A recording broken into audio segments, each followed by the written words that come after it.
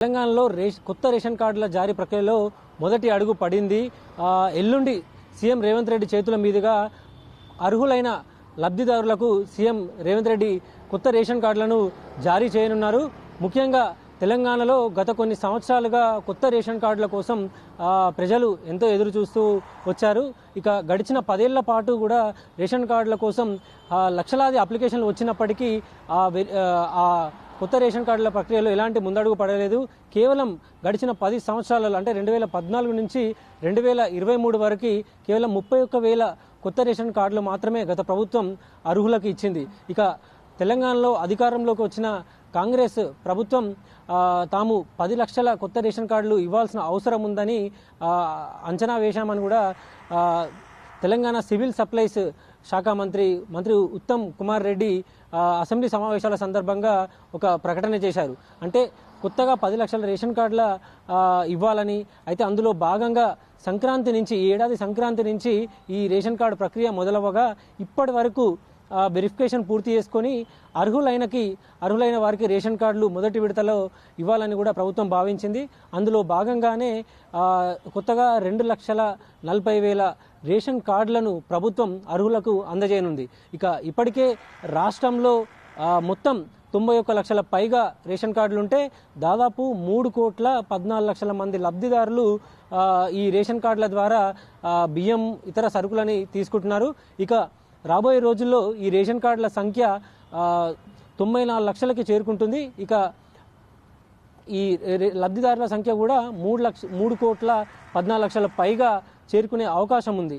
ఇక ప్రస్తుతానికైతే మొదటి విడతలో 2,40,000 రేషన్ కార్డులను ఇచ్చిన తర్వాత మిగిలిన అప్లికేషన్లన్నీ కూడా పరిశీలించి దాని తర్వాత ఎంక్వైరీ వెరిఫికేషన్ ప్రక్రియ ముగిసిన తర్వాత మిగిలిన అర్హులకు కూడా రేషన్ కార్డులను జారీ చేస్తామని ప్రభుత్వం అంటోంది. అయితే ఇప్పటికే మీ సేవల ద్వారా ప్రజాపాలన క్షేత్రాల ద్వారా దాదాపు 13 లక్షల పైగా అప్లికేషన్లు వచ్చాయని ప్రభుత్వం తెలిపింది.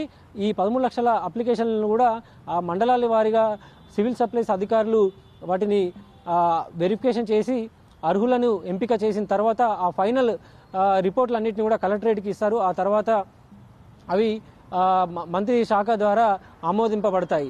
ప్రస్తుతానికైతే తెలంగాణలో 13 లక్షల మంది పైగా అప్లికేషన్లు వచ్చాయి. వీటిలో మొదటిగా 2,40,000 మందికి కొత్త కార్డులను సీఎం రేవంత్ రెడ్డి చేతుల మీదుగా ఎల్లుండి అందుకోనున్నారు. ఇక ఒకవైపు రేషన్ కార్డుల సంఖ్య పెరుగుతుంది, అదేవిధంగా లబ్ధిదారుల సంఖ్య పెరుగుతుంది.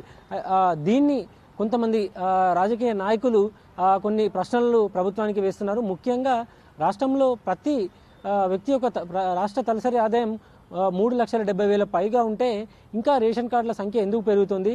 మొత్తం తెలంగాణ జనాభా 4 కోట్ల వరకు ఉంటే అందులో 80% పైగా అంటే 84% వరకు పేదరికంలోనే ఉన్నారా?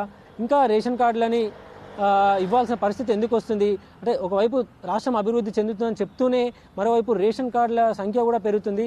ఇవన్నీ పరిశీలించాలని రాజకీయ నాయకులు ప్రభుత్వాన్ని సూచిస్తున్నారు. ముఖ్యంగా కొంతమంది ఇప్పటి వరకు ఉన్న రేషన్ కార్డులో కూడా కొంతమంది అనర్హులకు ఉన్నాయి. అనర్హుల అన్నింటినీ వాటికి సంబంధించిన రేషన్ కార్డులను కూడా రద్దు చేయాలి. ముఖ్యంగా కొంతమందికి రేషన్ కార్డు అవసరం లేదు, కానీ ఆరోగ్యశ్రీ అవసరం ఉంటుంది. అయితే రేషన్ కార్డు ఉన్న వాళ్ళకి మాత్రమే ఆరోగ్యశ్రీ సేవలు అందుతాయి. అయితే వీళ్ళందరికీ కూడా అంటే ఎవరికైతే ఆరోగ్యశ్రీ అందుతుందో వాళ్ళకి ఆరోగ్యశ్రీ మాత్రమే ఇచ్చేసి ఈ రేషన్ కార్డులని తొలగిస్తే కొంతమేర ఈ లబ్ధిదారుల సంఖ్య తగ్గే అవకాశం ఉంటుందని కూడా నిపుణులు ప్రభుత్వానికి సూచిస్తున్నారు.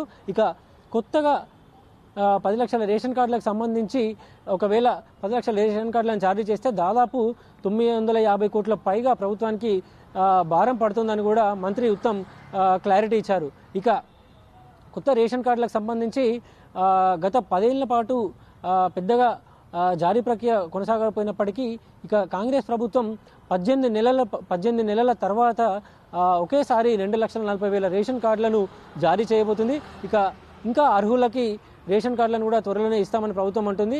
ఇక మరోవైపు కొత్తగా లబ్ధిదారులు తమ కుటుంబ సభ్యులను పేర్లను యాడ్ చేసుకునే వాళ్ళు ఉంటారు, వారికి కూడా పెద్ద ఎత్తున అవకాశం కల్పిస్తున్నామని ప్రభుత్వం అంటుంది.